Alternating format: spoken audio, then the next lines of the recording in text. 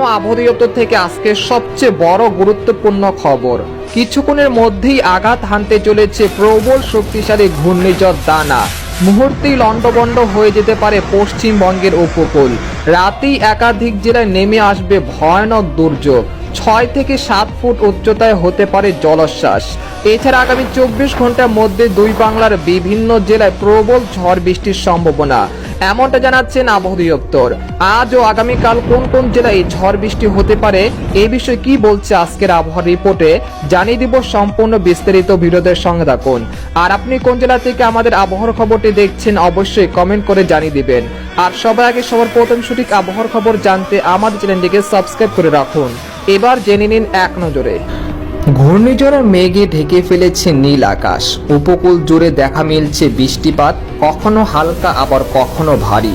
সেই সাথে বঙ্গোপসাগরে আছড়ে পড়ছে বড় বড় ঢেউ।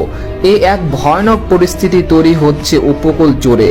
আবহাওয়া দপ্তরের পূর্বাভাস, আজ রাতের মধ্যেই আঘাত হানতে চলেছে শক্তিশালী ঘূর্ণিঝড় ডানা। এর প্রভাবে দেশের উপকূল সহ পশ্চিমবঙ্গের একাধিক জেলায় অতি ভারী বৃষ্টিপাতের লাল সতর্কতা রয়েছে।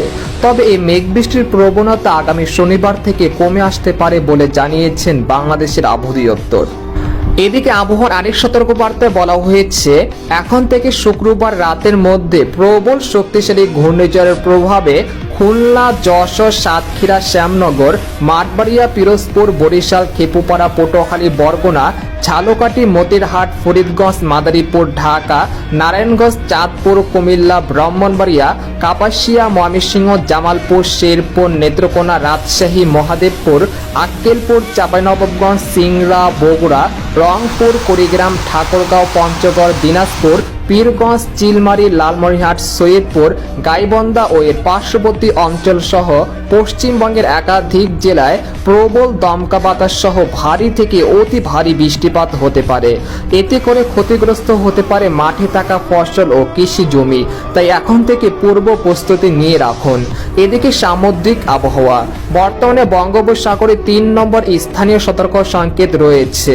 পরবর্তীতে 5 থেকে 7 নম্বর বিপদ সংকেত আসতে পারে। মধ্য বঙ্গোপসাগরে অবস্থানরত সাধারণ ঘূর্ণিঝড় দানা আরও শক্তি অর্জন করে উত্তর উত্তর পশ্চিম দিকে অগ্রসর হয়ে প্রবল ঘূর্ণিঝড় আকারে বর্তমানে উত্তর পশ্চিম বঙ্গোপসাগরে অবস্থান করছে। এটি আরও অল্প কিছু শক্তি অর্জন করে মূলত উত্তর পশ্চিম দিকে অগ্রসর